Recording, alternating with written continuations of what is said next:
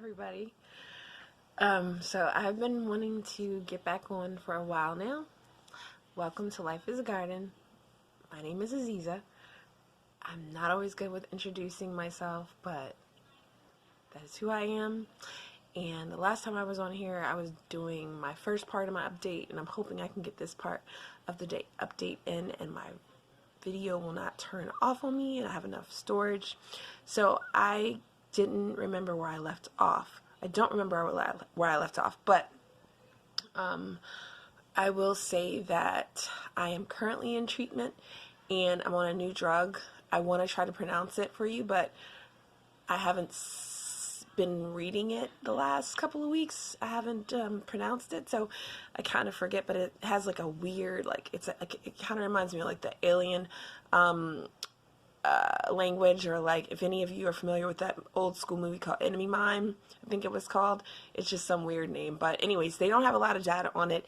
It's actually it was just approved by the FDA December of last year. So the side effects so far, I haven't had any. I am tired, but I'm tired because I spent a lot of my days really trying to be as productive as possible. And my daughter, I have a 2-week break, and I'm on like what I would call a vacation, because I have not been able to, or I haven't been on this long of a break in a long time as a mom. My oldest is 20, my middle child is 15, my youngest is 3, so you can imagine what that's been like as far as breaks go as a single parent. So anyhow, I've been focusing on really trying to establish my business, which I'm a licensed cosmetologist, and I wanted to start offering my services as an artist as well for volunteer work. So I'm really excited. I do have an event coming up, my first initiative, May 2nd, and it's going to be in DC at the House of Ruth, and basically we'll be able to offer a pampering service to these ladies, and it'll be right before Mother's Day. So this is a closed event. It's not an event open to the public, but it's an event that I definitely want to be able to do for other women, other groups. Another thing I want to do is offer art as a therapy session to young girls or groups or women as well. And if you're interested in anything like that, if you're in Maryland and you want to collab, or you want to talk about some things online, please feel free to find me on Instagram, Aziza_minor, or Facebook is more of my private page.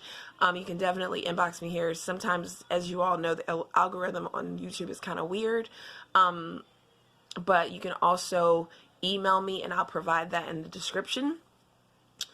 I've been really busy. Again, I'm in treatment 3 times a month, so it's 3 consecutive weeks, and then I'm off a week. So I just completed my first cycle, and I do have a new lesion at the top of my spine. So for about a month, I was in severe pain, and I kept asking them, like, what's going on? I need another scan. And they kept saying, we don't really know what your problem is and what your pain is coming from. But I knew it was something going on, and basically what they found out was that there is a new lesion at the top of my spine. But the radiation treatment that I was on in August was effective, and the 2 lesions at the bottom of my spine have shrunk some, and therefore I feel confident that they feel confident that it would also shrink the one at the top. Unfortunately, my doctor, which I say unfortunately because we're not 100% on the same page, he feels that we should allow chemo to see, or to let chemo do what it's going to do, and see if that's effective at shrinking the tumor. And my thing is that you waited a couple months ago, and therefore it gave the cancer cells time to grow, which gave me another tumor. So why do I want to wait? I'd like to just continue chemo, do radiation, but then their point was, which makes sense, is that we don't want to over radiate the area, or we don't want to go back in and radiate the area that we just did.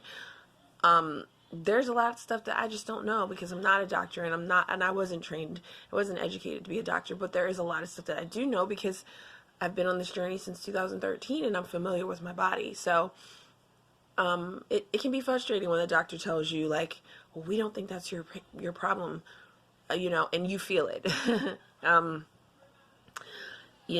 That can be very frustrating. But my whole thing is, and I say to you, don't ever minimize your own pain, whether it's because you're sick or because you're stressed or because you're depressed. Don't ever minimize your pain, and acknowledge it, because maybe somebody else won't acknowledge it, but if you stay proactive in your own process, you will get your answers. And like the first time, it took 5 months to get my answer, and this time it took, I hate to talk about it like that, but I did get my answer. It took a minute, but I got my answer. And you just really have to stay diligent with yourself. And